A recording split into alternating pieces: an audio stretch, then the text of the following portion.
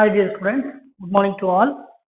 நம்ம லாஸ்ட் கிளாஸ்ல செகண்ட் லெசன்ல பார்த்துட்டு இருந்தோம். அதுல என்ன பார்த்தோம் அப்படின்னா ஆர்பிட்டால் அப்படின்னு சொல்லி பார்த்தோம். அதான் கொஞ்சம் நிறைய செடென்டரி ஈக்குவேஷன் சொல்லி பார்த்தோம், அதெல்லாம் பார்த்தோம். ஆனா செடென்டரி ஈக்குவேஷனை பத்தி டெரிவ் பண்ணி கொண்டு வரது நம்ம தெளிவா இன்னும் சொல்லலை. அதுல அந்த செடென்டரி ஈக்குவேஷன் எப்படி டெரிவ் பண்ணி கொண்டு வரது சொல்லிட்டு ஒரு வீடியோ நல்லா சூப்பரா இருக்குது. லைன் பை லைனா சொல்றது நல்லா கவனிச்சு அதை நோட் பண்ணி வச்சுக்கோங்க. ஆனா ஆக்சுவலா புக்ல இருக்கிறது செடென்டரி ஈக்குவேஷன்னா என்ன, அதை எதுக்கு பயன்படுத்தணும், அந்த ஆர்பிட்டால எதுக்கு பயன்படுத்தணும் சிம்பிளா முடிக்க சொல்லியிருக்காங்க. அதை எப்படி டெரிவ் பண்ணி கொண்டு வரது அப்படின்னு சொல்லலை. ஆனா வீடியோவில் ஒரு சார் சூப்பரா நோட் பண்ணி பார்த்துக்கலாம். அதுக்கு அடுத்தபடி என்ன பார்க்க போறோம் அப்படின்னா ஷேப் ஆஃப் அட்டாமிக் ஆர்பிட் அப்படின்ற டாபிக்ல ரேடியல் டிஸ்ட்ரிபியூஷன் ஃபங்க்ஷன், அதாவது ஆர்பிட்டால் ரேடியல் டிஸ்ட்ரிபியூஷன் ஃபங்க்ஷன் என்ன அப்படின்னா எதை குறிக்குது, அடுத்து ஆங்குலர் டிஸ்ட்ரிபியூஷன் ஃபங்க்ஷன் என்ன, அதை எப்படி என்னென்ன குறிக்குது அப்படின்னு சொல்லிட்டு டீப்பா பார்க்க போறோம். ரேடியல் டிஸ்ட்ரிபியூஷன் ஃபங்க்ஷன் என்னத்தை குறிக்குது அப்படின்னா ஆர பங்கீட்டு சார்பு அப்படின்னு சொல்லக்கூடிய தமிழ்ல என்ன சொல்றாங்க, எலக்ட்ரானிக் இடம். நம்ம எடுத்துக்கொள்ளக்கூடிய ஒரு அணுவில எலக்ட்ரான்கள் எந்த இடத்துல இருக்குது அப்படின்றத விளக்கக்கூடியதுதான் இந்த ரேடியல் டிஸ்ட்ரிபியூஷன் அப்படின்னு சொல்லிட்டு ஃபங்க்ஷன் அப்படின்னு சொல்றோம். அதுக்கான சொல்லியிருக்கோம், இதை தெளிவா பார்க்க போறோம். அடுத்தபடி ஆங்குலர் டிஸ்ட்ரிபியூஷன் ஃபங்க்ஷன் அப்படின்னு எதை குறிக்குது அப்படின்னா ஆர்பிட்டால். இது என்ன ஆர்பிட்டால், எஸ் ஆர்பிட்டாலா, பி ஆர்பிட்டாலா, டி ஆர்பிட்டாலா, எஃப் ஆர்பிட்டாலா அப்படின்றத குறிக்க போறோம் அப்படின்றத பார்க்க போறோம். அதுக்கு அடுத்தபடியே பார்த்து முடிச்சுட்டு இதை ரெண்டையும் பேஸ் பண்ணி radial distribution function and angular distribution function அப்படின்றது ரெண்டையும் பேஸ் பண்ணி ஒன்னஸ் ஆர்பிட்டாலுக்கு ஆர பங்கீட்டு சார்பு எத்தனை, கோண பங்கீட்டு சார்பு எத்தனை, அதே மாதிரி 2s ஆர்பிட்டாலுக்கு, அதே மாதிரி 2p, அடுத்து 3d, இந்த 3 ஆர்பிட்டாலுக்கும் ஆர பங்கீட்டு சார்பு எத்தனை, கோண பங்கீட்டு சார்பு எத்தனை அப்படின்னு சொல்லிட்டு கால்குலேட் பண்றதெல்லாம் பார்க்க போறோம். அடுத்தபடியே அந்த ஆர்பிட்டால எலக்ட்ரான்கள் ஃபில் பண்றது எந்த வரிசையில ஃபில் பண்ணும், எலக்ட்ரானுடைய இன்க்ரீசிங் ஆர்டர்ல, அதாவது எனர்ஜி இன்க்ரீசிங் ஆர்டர்ல ஃபில் பண்ணணும் அப்படின்னு சொல்லிட்டு அது தனியா பார்க்க போறோம். அதுக்கு அடுத்தபடி லாஸ்டா ஒரு அணுவுல எலக்ட்ரான் எப்படி ஃபில் பண்ணணும் அப்படின்றத, எலக்ட்ரான் ஆர்பிட்டால் எப்படி ஃபில் பண்ணும் அப்படின்றத பார்க்க போறோம். சரிங்களா? இப்போ இந்த கிளாஸ்ல நம்ம செடென்டரி ஈக்குவேஷன் எப்படி டெரிவ் பண்ணி கொண்டு வரது அப்படின்றத ஒரு வீடியோவும், அதுக்கு அடுத்தபடியே radial distribution function, angular distribution function சொல்லக்கூடிய ஆர பங்கீடு சார்பு, கோண பங்கீடு சார்பு, இதில் நீங்க பார்த்து முடிச்சுட்டு அடுத்த கிளாஸ்ல நம்ம எனர்ஜி எப்படி ஃபில் பண்றது அப்படின்றத ஒரு பலவிதமான ரூல்ஸோட ஹன்ஸ் ரூல், கூல்ட் ரூல் அப்படின்னு சொல்லிட்டு பாலியின் தவிர்க்க தத்துவம் அப்படின்னு சொல்லிட்டு ஒண்ணு, அதுக்கு அடுத்தபடியே அது ஆப்பா தத்துவம் அப்படின்னு சொல்லிட்டு இந்த மூணு ரூல்ஸை ஃபாலோ பண்ணி எலக்ட்ரான்களை ஃபில் பண்றதெல்லாம் பார்க்க போறோம். ஓகேங்களா? இப்போ இந்த கிளாஸுக்கான இந்த 3 வீடியோ பார்க்கலாங்களா? அந்த வீடியோ நல்லா பார்த்து நல்லா புக்கையும் பக்கத்துல வச்சுக்கோங்க, அவங்க சொல்றதை நல்லா கவனிச்சுக்கோங்க, லைன் மேல பார்த்துட்டு அப்புறம் ப்ராக்டிஸ் பண்ணலாம். ஓகேங்களா? ரைட். நம்ம பார்க்க போற தலைப்பு ஒரு முக்கியமான கான்செப்ட், ஸ்க்ராடிஞ்சர் அலைச்சமன்பாடு, ஸ்க்ராடிஞ்சர் வேவ் ஈக்குவேஷன். ஸ்க்ராடிஞ்சரோட முழு பெயர் எர்வின் ஸ்க்ராடிஞ்சர். இவர் ஆஸ்திரிய நாட்டவர். எலக்ட்ரான் போன்ற சிறிய துகள்களுக்கு இயக்கத்தை விளக்குவதற்காக அலைச்சமன்பாட்டை உருவாக்கினார். இதற்காக 1933 இவருக்கு நோபல் பரிசு வழங்கியிருக்காங்க. வாங்க அலைச்சமன்பாட்டை பார்க்கலாம். ஒரு அணுவோட வரைபடத்தை எடுத்துக்கிட்டு அதோட மையம் அணுக்கரு நீல நிறமா குறிச்சிருக்கு. Electron இயங்குற வட்டப்பாதைகள் orbit n=1, n=2, n=3 குறிக்கப்பட்டிருக்கு, அல்லது KLMனு கூட புரிஞ்சுக்கலாம். அடுத்தது இந்த வட்டப்பாதையில் இயங்குற ஒரு எலக்ட்ரான் எடுத்துக்கிறோம். இந்த எலக்ட்ரான் ஆனது n=3 ஆர்பிட்ல இயங்கும் பொழுது அது ஒரு அலை இயக்கத்தை மேற்கொள்ளுது அப்படின்னு ஏற்கனவே நாம படிச்சிருக்கோம். ஸோ அந்த அலை இயக்கத்துல ஒரு அலை இங்க வரையப்பட்டிருக்கு, அதை பார்த்துக்கோங்க.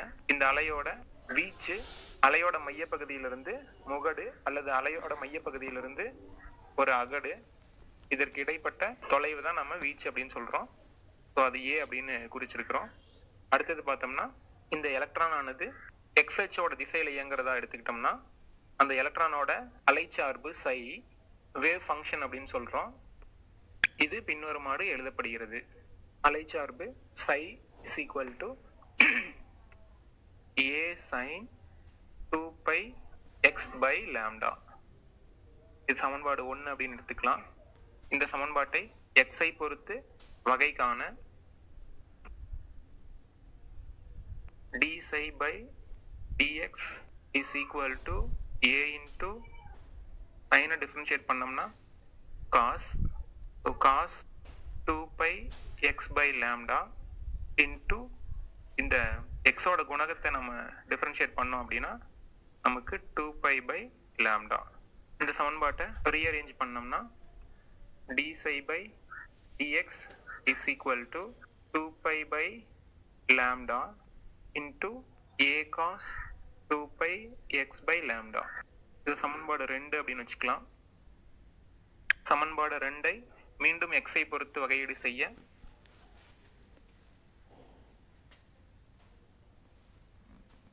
d square psi by dx square is equal to 2 pi by lambda into a into cos differentiate பண்ணோம்னா minus sin 2 pi x by lambda into x இன் குணகத்தை differentiate பண்ணும்போது 2 pi by lambda.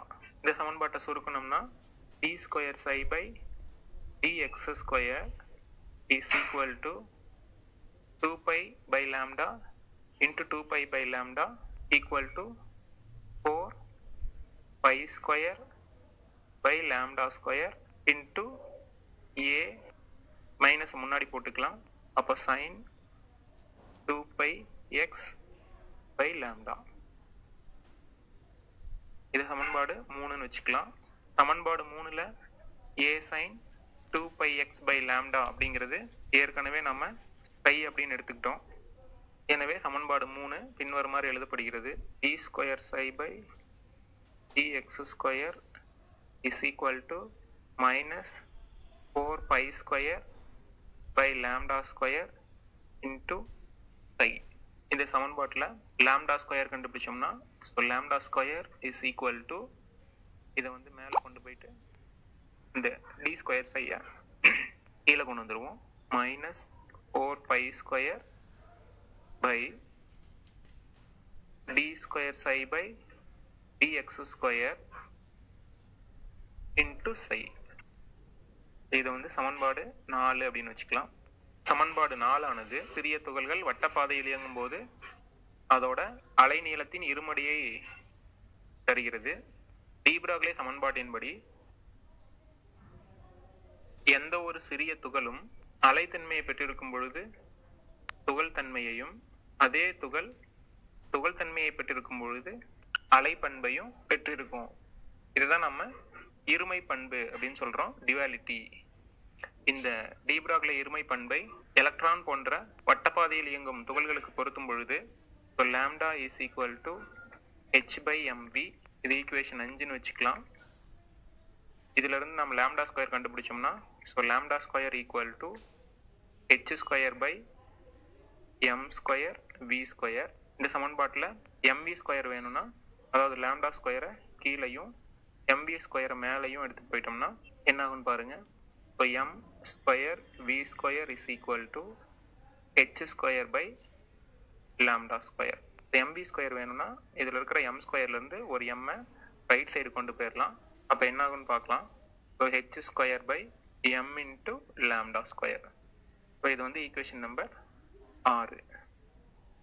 நாம் எடுத்துக்கொண்ட எலக்ட்ரான் வட்டப்பாதையில் இயங்கும் பொழுது அதோட இயக்க ஆற்றல் AE is equal to half mv square. m அப்படிங்கிறது எலக்ட்ரானின் நிறை, v அப்படிங்கிறது எலக்ட்ரானின் திசை வேகம். இது சமன்பாடு 7ன்னு வச்சுக்கலாம். சமன்பாடு 6ஐ சமன்பாடு 7ல் பதிலீடு செய்ய AE is equal to இந்த mv ஸ்கொயருக்கு பதிலாக h square by m lambda square போடலாம். 1/2 into h square by m lambda square. இது சமன்பாடு 8. சமன்பாடு 8ல் 4ஐ பிரதியிட இதான் சமன்பாடு 4. இங்க லாம்டா ஸ்கொயர் அப்படிங்கிறது -4 pi square by d square psi by dx square into psi. இதை சமன்பாடு 8ல பதிலீடு செய்யும் போது AE is equal to half h square by m into lambda square value minus 4 pi square psi by d square psi by dx square. இந்த சமன்பாட்டை rearrange பண்ணும்போது h square by 2 into minus 4 equal to minus 8m pi square into psi into d square psi by dx square. இது சமன்பாடு 9. மொத்த ஆற்றல் அப்படிங்கிறது E is equal to இயக்க ஆற்றல் KE பிளஸ் நிலையாற்றல். இது சமன்பாடு 10ன்னு வச்சுக்கலாம். சமன்பாடு 10ஐ பின்வருமாறு எழுதலாம். KE is equal to E total minus V. இங்கு V அப்படிங்கிறது பொட்டன்ஷியல் எனர்ஜி, அதாவது எலக்ட்ரானின் நிலையாற்றல். இது வந்து சமன்பாடு 11ன்னு வச்சுக்கலாம். சமன்பாடு 11ல் 9ஐ பதிலீடு செய்ய h square by minus 8 pi square m into psi into d square psi by dx square is equal to E minus V. இது சமன்பாடு 12ன்னு வச்சுக்கலாம். சமன்பாடு 12ல இருந்து d square psi by dx square மட்டும் எழுதினோம்னா என்ன ஆகும்னு பாருங்க. இந்த லெஃப்ட் சைடில் இருக்கிற h square by minus 8 pi square m psi வந்து ரைட் சைடு போயிடும். ஸோ அப்போ நமக்கு அப்படியே தலைகளை எழுதிக்கலாம். So minus 8 pi square m by h square into E minus V into psi. இதை மீண்டும் சரி செஞ்சோம்னா d square psi by dx square plus, இப்போ நம்ம என்ன பண்ணுறோம்னா இந்த மைனஸ் டேர்ம் எடுத்து லெஃப்ட் சைடு கொண்டு வரோம். அப்போ மைனஸ் வந்து பிளஸ் ஆயிடுது. So 8 pi square m by h square into E minus V into psi is equal to 0. இது வந்து ஈக்குவேஷன் நம்பர் 13ன்னு வச்சுக்கலாம். சமன்பாடு 13 ஸ்க்ராடிஞ்சர் அலை சமன்பாடு என அழைக்கப்படுகிறது. இந்த அலை சமன்பாட்டின் பல்வேறு தீர்வுகளானது ஆர்பிட், ஆர்பிட்டால், எலக்ட்ரானின் ஆற்றல், எலக்ட்ரானின் இயக்கம் போன்ற பல்வேறு தகவல்களை நமக்கு வழங்குகிறது. அனைவருக்கும் வணக்கம். இன்னைக்கு நம்ம பார்க்க போற தலைப்பு ஆர பங்கீட்டு சார்பு, ரேடியல் ப்ராபபிலிட்டி ஃபங்க்ஷன். ஒரு அணுவோட அமைப்பை தெரிஞ்சுக்கும் பொழுது போரோட கொள்கைப்படி அணுவோட மையப்பகுதி அணுக்கரு அப்படின்னு படிச்சிருக்கோம். அதுக்கப்புறம் ஸ்க்ராடிஞ்சர் அலை சமன்பாட்டில இருந்து எலக்ட்ரானோட இருப்பிடம் மற்றும் அதனை காணும் நிகழ்தகவு போன்றவற்றை தெரிஞ்சுக்கிறோம். ஸோ இதெல்லாம் தெரிஞ்சுக்கிட்டோம்னா நமக்கு ஆர்பிட்டலோட வடிவங்கள் தெரிஞ்சுக்க வாய்ப்பு இருக்கு. ஸோ ஆர்பிட்டலோட வடிவம் தெரிஞ்சுக்கணும் அப்படின்னா நம்ம ரெண்டு முக்கியமான பண்புகளான ஆர பங்கீட்டு சார்பு மற்றும் கோண பங்கீட்டு சார்பு அப்படிங்கிற ரெண்டு பண்புகளை தெரிஞ்சுக்க வேண்டியிருக்கும். ஸோ இது ரெண்டையும் தெரிஞ்சுக்கணும் அப்படின்னா நமக்கு சை அப்படிங்கிற ஒரு பண்பு தேவைப்படுது. ஸோ இதை வந்து நம்ம அலைச்சார்பு அப்படின்னு சொல்றோம், வேவ் ஃபங்க்ஷன். ஸோ இந்த அலைச்சார்பு நம்ம சமன்பாடு 13ல ஸ்க்ராடிஞ்சர் அலை சமன்பாட்டில இருந்து தெரிஞ்சுக்கலாம். இந்த அலை சமன்பாட்டுக்கு பல்வேறு தீர்வுகள் இருக்குது. அதுல மதிப்புடைய தீர்வுகள் தான் இந்த சை அப்படிங்கிறத நம்ம சொல்றோம். ஸோ சை பார்த்தீங்க அப்படின்னா அந்த அணுவோட ஆரம் R, அடுத்தது தீட்டா, சை, இதெல்லாம் என்னன்னு பின்னாடி பார்க்கலாம். ஸோ இந்த பண்புகள்லாம் சார்ந்து இருக்கு. ஸோ இதுல வந்து சை ரெண்டு பகுதியாக நம்ம பிரிச்சுக்க முடியும். ஸோ அதில் ஃபர்ஸ்ட் ஆர் ஆஃப் ஆர் அப்படிங்கிறது தான் இங்கே இருக்கிற நம்ம ஏற்கனவே சொன்ன ஆர பங்கீட்டு சார்பு. அடுத்தது ரிமைனிங் இந்த 2 பார்த்தீங்கன்னா F of theta and G of phi, இது ரெண்டும் வந்து கோண பங்கீட்டு சார்பு. இதில் அந்த ஆர பங்கீட்டு சார்பு அப்படிங்கிறது எலக்ட்ரான் டென்சிட்டி பற்றி சொல்லுது. அடுத்தது இந்த கோண பங்கீட்டு சார்பு பொறுத்த வரைக்கும் ஆர்பிட்டலோட வடிவங்கள் பற்றின தகவலை கொடுக்குது. இந்த ஆர பங்கீட்டு சார்பு பொறுத்த வரைக்கும் நம்ம ஆர்பிட்டலோட வடிவங்களை தெரிஞ்சுக்க முடியாது. அதே மாதிரி கோண பங்கீட்டு சார்பு பொறுத்த வரைக்கும் எலக்ட்ரானோட அடர்த்தியை தெரிஞ்சுக்க முடியாது. ஸோ இந்த ரெண்டு பண்புகளும் இவ்விதமாக மாறுபட்டிருக்கு. அடுத்து சை அலைச்சார்பு, சை ஸ்கொயர் அலைச்சார்பின் இருமடி, இது ரெண்டுக்கும் என்ன வித்தியாசம் அப்படின்னு பார்க்கலாம். இந்த சை பொறுத்த வரைக்கும் எலக்ட்ரானோட இடத்தை குறிக்குது, அதாவது காலத்தை பொறுத்து ஒரு எலக்ட்ரான் ஆனது அணுக்கருவை எந்தெந்த இடத்துல எவ்வாறு சுற்றி வருகிறது அப்படிங்கிறத விளக்குது. அதே சமயத்துல சை ஸ்கொயர் அப்படிங்கிறது ஒரு அணுக்கருவை சுற்றி நாம் பார்க்குற எலக்ட்ரான், ஒருவேளை நான் வந்து ஒரு எலக்ட்ரானை 100 முறை பார்க்குறேன் அப்படின்னா அந்த 100 முறையில கிட்டத்தட்ட 90 முறை ஒரு குறிப்பிட்ட இடத்துல தான் இருக்கும். அந்த மாதிரி நம்ம எடுத்துக்கிற எலக்ட்ரான் நம்ம பார்க்குற மொத்த எண்ணிக்கைக்கு எத்தனை முறை குறிப்பிட்ட இடத்துல இருக்கு அப்படிங்கிற ஒரு மதிப்பு தான் நம்ம நிகழ்தகவு அப்படின்னு சொல்றோம்.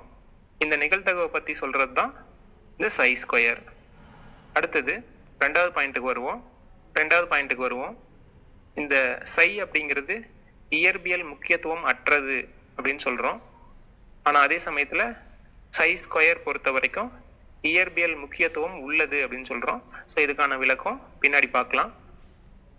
அடுத்து சை பொறுத்த வரைக்கும் ஒரு கோளக அச்சில் தான் நம்ம குறிக்க முடியும். ஸோ அதோட இருமடி தான் இந்த சை ஸ்கொயர்.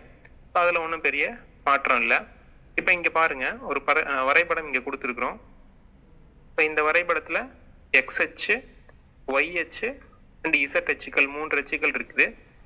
இதில் வந்து பார்த்தோம்னா இந்த கருப்பு நிற கோடு இதில் வந்து ஒரு குறிப்பிட்ட தூரம் ஆர் அப்படின்னு எடுத்துக்கிட்டோம்னா இந்த ஆர் அப்படிங்கிறது தான் வந்து நம்ம அணுவோட ஆரம் அப்படின்னு எடுத்துக்கிறோம். அணுவோட மையத்திலிருந்து நம்ம எடுத்துக்கிற ஒரு எலக்ட்ரான் இருக்கிற புள்ளிக்கு இடைப்பட்ட தொலைவு ஆர் அப்படின்னு சொல்றோம். நம்ம எடுத்துக்கிற இந்த புள்ளியை இணைக்கிற கோடு இந்த ஆய அச்சுக்களுக்கு எவ்வளவு கோணத்துல இருக்கு அப்படிங்கிறது தான் ஏற்கனவே நம்ம அந்த சை ஆஃப் அப்படின்னு சொல்லிட்டு ஒரு ஃபங்க்ஷன் பார்த்தோம். R of R, F of theta and G of phi. So அதில் வர இந்த பை அண்டு தீட்டா மதிப்புகள் தான் இவை. இந்த மாதிரி தான் நம்ம ஒரு எலக்ட்ரானை இந்த தூரம் அப்புறம் ஃபை அண்ட் தீட்டா மதிப்புகளை வச்சு பல்வேறு நேரங்களில் அந்த எலக்ட்ரானோட இருப்பிடத்தை பற்றி தெரிஞ்சுக்க போகிறோம். அவ்வாறு தெரிஞ்சுக்கிறப்ப ஒரு சில குறிப்பிட்ட புள்ளிகளில் மட்டும் எலக்ட்ரான்கள் வந்து அதிக நேரம் இருக்கிறதா நான் ஏற்கனவே சொன்னேன். ஸோ அந்த இடங்களை தான் நம்ம வந்து ஆர்பிட்டால்கள் அப்படின்னு சொல்கிறோம். அதாவது நம்ம ஒரு எலக்ட்ரானை 100 முறை பார்க்குறோம் அப்படின்னா அது ஒரு 90 முறை ஒரு குறிப்பிட்ட இடத்துலயே தான் இருக்கு. மீதி ஒரு சில முறைகள் மட்டும்தான் வேற இடத்துல சிதறி போயிருக்கு. அப்போ அந்த 90 முறை அந்த எலக்ட்ரான் எங்க இருக்குமோ அதை தான் நம்ம ஆர்பிட்டால்கள் அப்படின்னு சொல்றோம். இந்த மாதிரி ஆர்பிட்டால்கள் ஒன்னா சேர்ந்தது தான் ஒரு ஆர்பிட். இந்த மாதிரி பல்வேறு ஆர்பிட்டுகள் ஒன்னா சேர்ந்தது தான் எலக்ட்ரான் மேகம் அப்படின்னு சொல்றோம். இந்த மாதிரி எலக்ட்ரான் மேகம், அணுக்கரு எல்லாம் சேர்ந்தது தான் ஒரு அணு. அடுத்து சையின் பண்புகள் பத்தி பார்ப்போம். அப்படி பார்க்கணும் அப்படின்னா அதாவது அலைச்சார்பின் பண்புகள். அப்ப நமக்கு வந்து ஒரு வரைபடம் எடுத்துக்கிறோம். சைக்கும் நம்ம எடுத்துக்கிட்ட எலக்ட்ரான் இருக்கிற தூரத்துக்குமான ஒரு வரைபடம். இந்த வரைபடத்துல பாருங்க, எக்ஸ் அச்சுல ஆர் இருக்கு, ஒய் அச்சுல சை இருக்கு. 1s ஆர்பிட்டாலா இருந்துச்சுன்னா இந்த மாதிரி ஒரு சிவப்பு நிற வளைகோடு கிடைக்குது. இந்த சிவப்பு நிற வளைகோட்டை நம்ம உற்று நோக்கும்போது வந்து ஒரு பாரபோலிக் பரவளைய அமைப்புல இருக்கு. இதுல பாருங்க, ஆரிஜின்ல இருந்து நம்ம எடுத்துக்கிட்டோம்னா ஆர் அதிகரிக்கும் பொழுது சை வேல்யூ குறைஞ்சிட்டே வருது. அதே சமயத்துல ஆர் வேல்யூ குறைஞ்சிட்டே போச்சு அப்படின்னா சை வேல்யூ வந்து அதிகரிச்சுட்டே போகுது. அப்ப நம்ம வந்து R1 அப்படிங்கிற ஒரு புள்ளி எடுத்துக்கிட்டோம்னா இந்த புள்ளியில சை வேல்யூ அதிகமாகுது. 0 நோக்கி போகும்போது நமக்கு வந்து சை வேல்யூ இன்க்ரீஸ் ஆகிட்டே போகுது. இதுல இருந்து நம்ம என்ன தெரிஞ்சுக்க முடியுது அப்படின்னு பாத்தீங்கன்னா, ஒரு அணுவோட மைய புள்ளி நோக்கி செல்லும் பொழுது, அதாவது அணுக்கருவை நோக்கி செல்லும் பொழுது அங்க எலக்ட்ரான்கள் அதிகமா இருக்கும் அப்படின்னு இந்த வரைபடம் வந்து நமக்கு விளக்குது. ஆனா இந்த வரைபடம் வந்து கொள்கை அளவுல ஒரு தவறான விளக்கத்தை தருது. ஏன்னா அணுக்கருவுல எலக்ட்ரான் இருக்காது, புரோட்டான்கள் நியூட்ரான்கள் மட்டும்தான் இருக்கும் அப்படிங்கிறது தான் ரூதர்ஃபோர்டு ஏற்கனவே விளக்கியிருக்காரு. இந்த முக்கியமான பண்பு தான் வந்து சைக்கு இயற்பியல் முக்கியத்துவம் இல்லை அப்படின்னு சொல்லப்படுறதுக்கான காரணம். ஸோ அடுத்து 2s ஆர்பிட்டாலுக்கு வருவோம். 2s ஆர்பிட்டால்ல பாருங்க, இந்த சை மதிப்பு ஒரு குறிப்பிட்ட ஆர் மதிப்புகளுக்கு அப்புறம் பாருங்க இந்த 2 புள்ளிக்கு இடையில நெகட்டிவா கூட இருக்குது. ஆனா சை வேல்யூ வந்து நெகட்டிவா இருந்துச்சுன்னா அந்த மதிப்பு வந்து கற்பனையானது அப்படின்னு நம்ம ஏற்கனவே ஷ்ராடிஞ்சர் சமன்பாட்டுல இந்த அணுவோட அமைப்பு பாருங்க, ஷ்ராடிஞ்சர் சமன்பாடு டெரிவேஷன்ல நம்ம பயன்படுத்தின அதே படம் தான். ஸோ இதுல பாருங்க, மையத்துல அணுக்கரு, அடுத்தது பல்வேறு ஆற்றல் மட்டங்கள் ஆர்பிட், அதுல வந்து ஒரு எலக்ட்ரானோட இயக்கம், அதை வந்து அலை வடிவத்துல சை அப்படின்னும் அலை நீளத்தை, அதுக்கப்புறம் வீச்சை ஏ அப்படின்னும் எடுத்துக்கிட்டோம். இப்போ இந்த அணுவில் இந்த படத்துல கவனிங்க, இந்த சிவப்பு நிறத்துல சேட் பண்ணியிருக்கிற இந்த டிஆர் ஆரம் உள்ள கோலக ஓட்டோட கன அளவை நம்ம கண்டுபிடிக்க முயற்சி பண்றோம். அதுக்கு நமக்கு 2 தகவல்கள் தேவைப்படுது. இப்போ என்னென்னு பார்த்தோம் அப்படின்னா, கோலக வட்டோட உள்புறத்திலிருந்து அந்த அணுவோட மையம் வரைக்கும் இருக்கிற தொலைவு, அதை வந்து நம்ம ஆர் அப்படின்னு வச்சுக்கிறோம். அதை வந்து ஆர் ஆரம் உடைய உள்வட்டம்னு எடுத்துக்கிறோம். ஸோ இந்த கோலக வட்டுக்கு வெளிப்பகுதியை R+dr ஆரம் உடைய வெளிவட்டம் அப்படின்னு சொல்றோம். காரணம், இந்த ஆர் மதிப்பை ஏற்கனவே இருக்கிற டிஆரோட சேர்த்திட்டோம் அப்படின்னா நமக்கு வந்து R+dr இந்த கோலக சிவப்பு நிறத்துல இருக்கிற அந்த வட்டோட அல்லது ஓடோட கன அளவு டிவி நமக்கு கிடைக்கும். அடுத்து இந்த டிவி கண்டுபிடிக்க முயற்சிக்கிறோம். அந்த டிவியோட தடிமன் வந்து dr. இப்போ நம்ம எந்த ஒரு கோலத்துக்கும் கன அளவு பார்த்தோம் அப்படின்னா அது வந்து v = 4/3 πr3. இதை வந்து சமன்பாடு 1 அப்படின்னு வச்சுக்கலாம். இந்த சமன்பாடு 1 நம்ம r ஐ பொறுத்து வகையிடல் செய்ய நமக்கு என்ன கிடைக்குன்னு பாருங்க. So dv by dr is equal to constant அப்படியே எடுத்துக்கலாம் 4/3 pi. அடுத்தது r cube நம்ம டிஃபரன்ஷியேட் பண்ணோம்னா நமக்கு 3r² கிடைக்கும். ஸோ இந்த சமன்பாடை வந்து நம்ம 2 அப்படின்னு வச்சுக்கலாம். ஸோ இங்கே வந்து சப்போஸ் நீங்கள் வந்து x பவர் n டிஃபரன்ஷியேட் பண்ணீங்கன்னா வித் ரெஸ்பெக்ட் டு x, அப்போ d by dx of x power n அப்படின்னா உங்களுக்கு n into x power n minus 1 அப்படிங்கிற முடிவு கிடைக்கும். ஸோ இதில் இந்த x அப்படிங்கிறது நம்ம r அப்படின்னு எடுத்துக்கிறோம். அண்டு n வந்து cube, so 3 into r power 3 minus 1.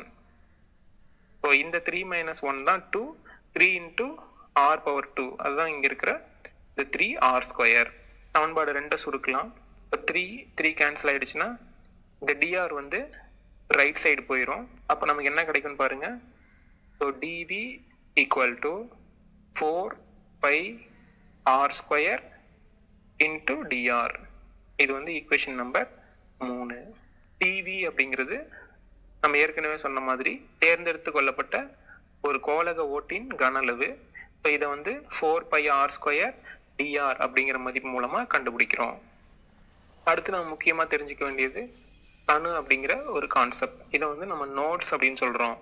அதாவது எந்த ஒரு புள்ளியில் எலக்ட்ரானை காணும் நிகழ்தகவு 0 அமைதோ அந்த பகுதியை தான் நோட் அப்படின்னு சொல்கிறோம். ஸோ எலக்ட்ரானை காணும் நிகழ்தகவு எடுத்துக்கிற ஒரு புள்ளியில் சுழியாக இருக்கும். ஸோ அந்த இடத்துல புள்ளியை சொன்னோம் அப்படின்னா அதுக்கு பேர் நோடல் பாயிண்ட் அப்படின்னு சொல்கிறோம். அந்த இடத்துல ஒரு குறிப்பிட்ட அளவு பரப்பு அப்படின்னு சொன்னோம்னா அதை வந்து நோடல் சர்ஃபேஸ் அப்படின்னு சொல்கிறோம். ஸோ இந்த மாதிரி ஒவ்வொரு ஆர்பிட்டால் அல்லது ஒவ்வொரு பகுதிக்கும் சில கணுக்கள் நோடல் பாயிண்ட்ஸ் அல்லது நம்பர் ஆஃப் நோட்ஸ் இருக்கு. ஒவ்வொரு குறிப்பிட்ட புள்ளியிலையும் இருக்கிற இந்த கணுக்களின் எண்ணிக்கையை கண்டுபிடிக்கணும் அப்படின்னா பொதுவாக நம்ம வந்து இருக்கிற ஆர்பிட்டால் n ஆர்பிட்டால் அப்படின்னு எடுத்துக்கிட்டா அதில் இருக்கிற கணுக்களின் எண்ணிக்கை n-1 அப்படிங்கிற வாய்ப்பாட்டில இருந்து தெரிஞ்சுக்க முடியும். அதுவே நமக்கு வந்து அது ரேடியல் நோடு வேணும், ஆரக்கணு வேணும் அப்படின்னு n-l-1 அப்படிங்கிற ஃபார்முலால இருந்து தெரிஞ்சுக்கிறோம். அண்டு கோண கணுக்கள் வேணும் அப்படின்னா ஆங்குலர் நோட்ஸ் வேணும் அப்படின்னா நமக்கு வெறும் l அப்படிங்கிற வாய்ப்பாட்டை வச்சு தெரிஞ்சுக்கிறோம். இதுல n அப்படிங்கிறது முதன்மை குவாண்டம் எண், l அப்படிங்கிறது இந்த முதன்மை குவாண்டம் எண் மதிப்பு nல இருந்து 1 கழிச்சிடுற மதிப்பு, அதாவது கோண உந்த குவாண்டம் எண். சப்போஸ் 1s ஆர்பிட்டால் எடுத்துக்கிட்டோம் அப்படின்னா இதுல n மதிப்பு 1, கிடைக்கிற நோடோட எண்ணிக்கை பார்த்தீங்க அப்படின்னா எத்தனை கிடைக்கும்னு யோசிச்சு பாருங்க. இங்க n ஈக்குவல் டு 1 அப்படிங்கிறதுனால 1 - 1, இதுல எதுவும் நோடே கிடைக்காது, ஸோ 0. 2s ஆர்பிட்டால் எடுத்துக்கிட்டோம் அப்படின்னா இங்க வந்து n equal to 2, so 2 - 1 equal to 1, ஒரு நோடு கிடைக்கும். சப்போஸ் 3s ஆர்பிட்டால் எடுத்துக்கிட்டோம்னா 3 - 1க்கு 2 நோடு கிடைக்கும். இதையெல்லாம் நாம நிரூபிக்கிறதுக்கு தான் இந்த chi² வெர்சஸ் r அப்படிங்கிற வரைபடம் எடுத்துக்கிறோம். ஸோ இதுல பாருங்க, இது வந்து 1s ஆர்பிட்டாலுக்கானது, அடுத்த வரைபடம் 2sக்கு, மூணாவது வரைபடம் 3sக்கு. இந்த chi² வெர்சஸ் r எடுத்துக்கலாம். அல்லது நம்ம ஏற்கனவே சொன்னோம்ல அந்த dv காணல் அப்படிங்கிறதுல 4πr² இன்டு chi² எடுத்துக்கிட்டாலும் சரி அல்லது chi² எடுத்துக்கிட்டாலும் சரி, இது வந்து ஒரு குறிப்பிட்ட இடத்துல எலக்ட்ரானை காணும் நிகழ்தகவு அப்படிங்கிறது இந்த chi². இந்த வரைபடத்தை பாருங்க. ஸோ இதுல இந்த வளைகோடு A0 அப்படிங்கிறது 0.52 ஆம்ஸ்ட்ராங் அளவுல பெரும் மதிப்பை அடையுது. அதாவது ஒரு அணுவோட அணுக்கருவுல இருந்து நாம வெளியே போயிட்டு இருக்கிறப்ப ஒரு குறிப்பிட்ட இடத்துல, அதாவது 0.52 ஆம்ஸ்ட்ராங்ல இந்த மதிப்பு பெரும் மதிப்பு அடையுது. இது வந்து சப்போஸ் நம்ம ஹைட்ரஜன் அணுவா எடுத்துக்கிட்டோம்னா இந்த ஹைட்ரஜன் அணுவுக்கு இந்த மதிப்பு ஏற்கனவே போர் கண்டுபிடிச்ச மதிப்பா இருக்கு. ஸோ எனவே இந்த ஸ்க்ராடிஞ்சர் அலை சமன்பாடு chi² போன்ற இந்த மாதிரி கான்செப்ட் எல்லாம் உண்மை அப்படிங்கிறது நம்ம இதை வச்சு புரிஞ்சுக்கலாம். 1s ஆர்பிட்டால்ல எந்த நோடும் இல்லை அப்படிங்கிறதுக்கான விளக்கம் இந்த வரைபடத்துல இருக்கு. அடுத்தது வரைபடம் 2sக்கு வருவோம். அணுக்கருவோட மையப்புள்ளியிலிருந்து வெளியே வர வர எலக்ட்ரானோட காணும் நிகழ்தகவு 2 இடத்துல பெரும மதிப்பை அடையுது. ஸோ ஒரு இடத்துல வந்து திரும அல்லது சுழியா மாறுது. ஸோ இதுல இருந்து நம்ம என்ன தெரிஞ்சுக்கிறோம் அப்படின்னா 2s ஆர்பிட்டாலுக்கு ஒரு நோடு இருக்க முடியும் அப்படின்னு ஏற்கனவே நம்ம கண்டுபிடிச்ச மதிப்பை இங்க புரிஞ்சுக்கிறோம். அடுத்தது 3s ஆர்பிட்டாலுக்கு வருவோம். இதுல பாருங்க நமக்கு வந்து எலக்ட்ரானை காணும் நிகழ்தகவு 2 இடத்துல மிக குறைவான மதிப்பையும் 3 இடத்துல மிக அதிக மதிப்பையும் பெறுது. இதனால இந்த 2 குறைவான எலக்ட்ரானை காணும் நிகழ்தகவு இந்த இடத்த வந்து நோட் அப்படின்னு சொன்னோம்னா ஏற்கனவே நம்ம கண்டுபிடிச்ச இந்த 3s ஆர்பிட்டாலுக்கு 2 நோட் இருக்கிறது உறுதி செய்யப்படுது. இவ்வாறு இந்த chi² vs r அப்படிங்கிற வரைபடம் வந்து இயற்பியல் முக்கியத்துவம் பெறுகிறது. இவ்வளவு நேரம் படிச்சதுல இருந்து சில முக்கிய கருத்துக்கள்லாம் நமக்கு இங்க தனியா பிரிச்சு கொடுத்துருக்கேன், தனியா வழங்கப்பட்டிருக்கு, பார்த்துக்குங்க. அதுல ஃபர்ஸ்ட் வந்து சை அலைச்சார்பு, அடுத்து chi² அலைச்சார்பின் இருமடி, இது ரெண்டுக்குமான வேறுபடுத்தல் அட்டவணை முன்னாடி இருக்குல்ல அதை பார்த்துக்கோங்க. அடுத்தது இந்த வாய்ப்பாடுகள் போட்டித் தேர்வுகளில் கேட்கறதுக்கு வாய்ப்பு அதிகம். அதுல முதல்ல இந்த கணுக்களின் எண்ணிக்கை n-1, nங்கிறது முதன்மை குவாண்டம் எண். அடுத்தது 6 கணுக்களின் எண்ணிக்கை, ஸோ இது வந்து n-l-1. அது வந்து இந்த l மதிப்பை எப்படி தெரிஞ்சுக்கலாம் அப்படின்னா கோண உந்த குவாண்டம் எண் வேணும்னா முதன்மை குவாண்டம் எண்ல இருந்து 1 கழிச்சிட்டோம்னா நமக்கு n-1 = l அப்படின்னு கிடைக்கும். ஸோ அடுத்தது வந்து கோண கணுக்கள் வேணும். ஸோ அதுக்கான வாய்ப்பாடு l அப்படின்னு நம்ம சொல்றோம்.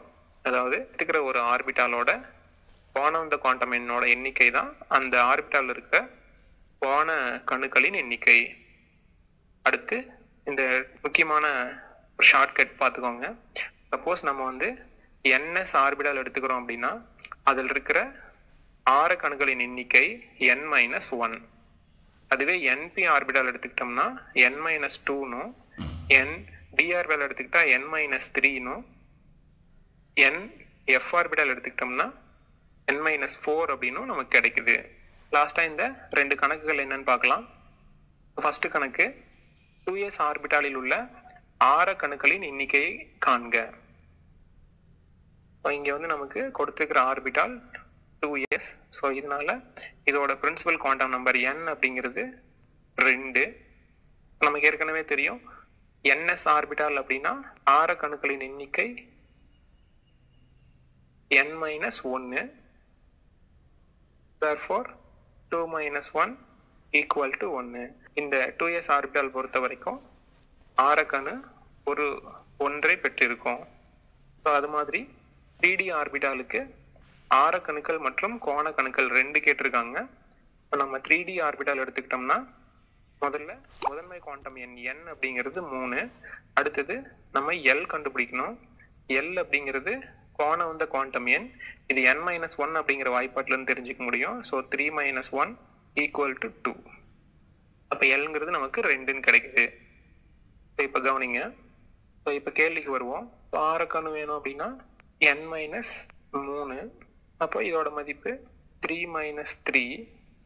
ஏன்னா இங்க n ஆல்ரெடி 3ன்னு கண்டுபிடிச்சிருக்கோம். ஸோ அதை பதிலீடு செய்யறோம். அப்ப 6 கணு 3 - 3ங்கிறதுனால நமக்கு 0. அடுத்தது கோணக்கணு வருவோம். அதோட ஃபார்முலா வந்து l அப்படிங்கறதுனால நமக்கு ஏற்கனவே l மதிப்பு 2ன்னு தெரியும். ஸோ இதனால கோண கணுக்களின் எண்ணிக்கை 2. இந்த கணக்குல 6 கணு பொறுத்த வரைக்கும் 0. அடுத்தது கோண கணுக்கள் பொறுத்த வரைக்கும் 2.